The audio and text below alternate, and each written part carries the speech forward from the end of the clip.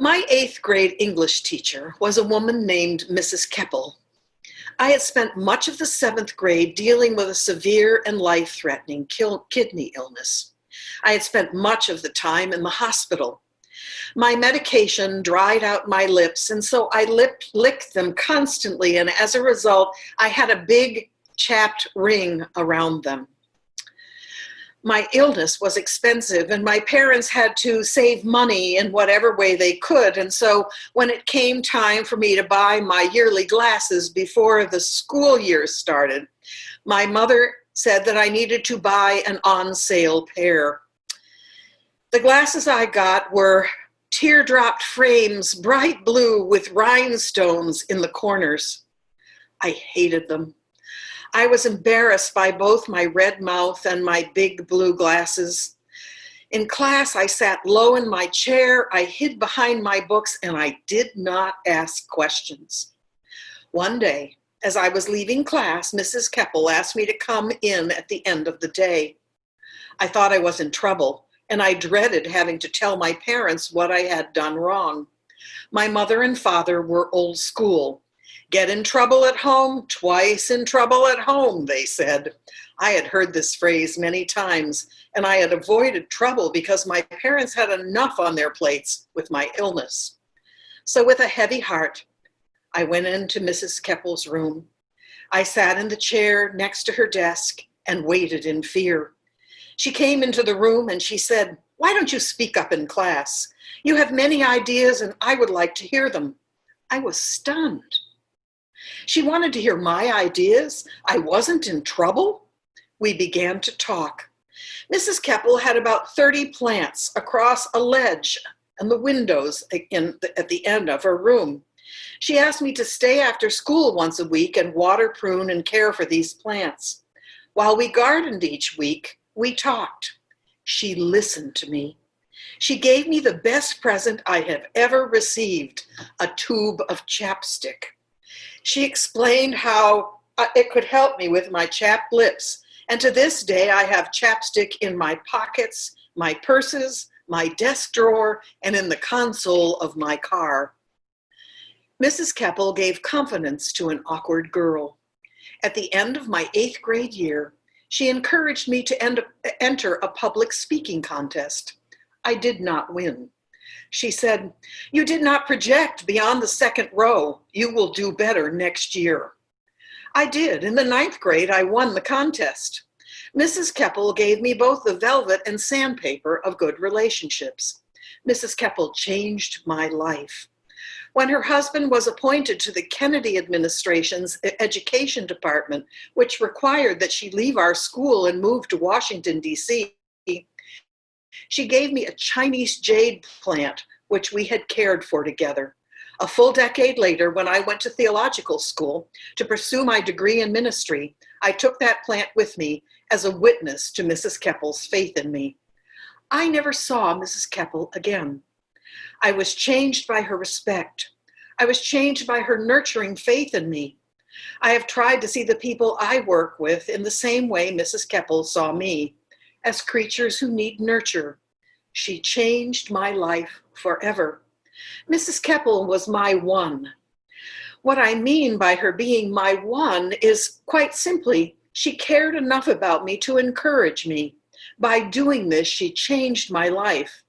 I am sure she did not set out to change my life, but by who and how she was, she changed how I saw myself and how I saw myself in the world. I have a friend who is a therapist. She told me a story that changed my perspective. She has a client who is about age 40. This woman came from a devastating background. Her parents were violent alcoholics and drug users. They beat on each other and on their children. The neighbors often called the police, who came to the house, arrested the parents, put the kids in foster care, etc., etc. You know the story. On one of these occasions, when this woman was in her early teens, the police were taking away the parents.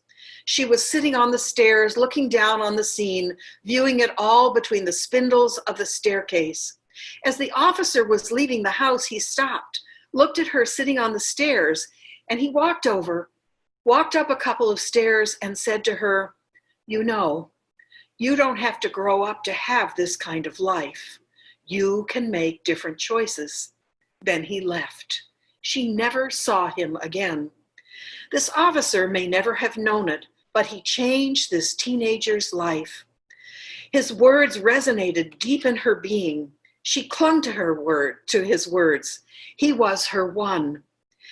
He gave her a lifeline. She heard and held on to his words for years. When she had choices to make, she heard his words, and they directed her on a path free of repeating generational destruction.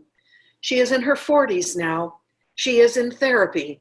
She credits these two sentences, you know, you don't have to grow up to have this kind of life. You can make different choices, as saving her life, keeping her from taking the path that could have led her to a life like her parents. We think it takes millions of dollars or years of work to offer children, youth, and adults a new vision. But in reality, all it takes is one person. It doesn't take hours either. It can just take a few moments. You know, you don't have to grow up to have this kind of life. You can make different choices. Someone caring enough to give a lifeline, to love and speak loving truth and kindness, can save and change a life forever. I have a question for you. Mrs. Keppel was my one. Do you have a one? If so, who has been that one for you? Is there someone who pointed you in a direction? Someone who showed you something about life or yourself that let you shine a light on your path in a different way? Often the person is a teacher. It could be a friend, a mentor, an aunt or uncle, a minister, a police officer, a counselor, or friends. Grandparents can be the one. How many of you have a person that you can credit as helping you in a time of need? Sometimes people have many ones, and then they're most fortunate. But think how you are different because of the people who have loved and cared about you. Think of you before and then after their influence. Remember and celebrate your process of becoming. But there's another part to this. The first part is being the recipient of inspiration from your one. The second part is being the one for someone else. We live in a complex world. There are children and youth and adults in our lives. How we are in relationship with them so that they will see the world and themselves differently because they knew us is important. There are children in your church, in your neighborhood, in your family, somewhere in your life, and being their one is how we can be a gift to the world. There are adults around us who need us to be their one. The reality is being the one can happen every day. Being the one can become a way of being, a philosophy, or even a religion.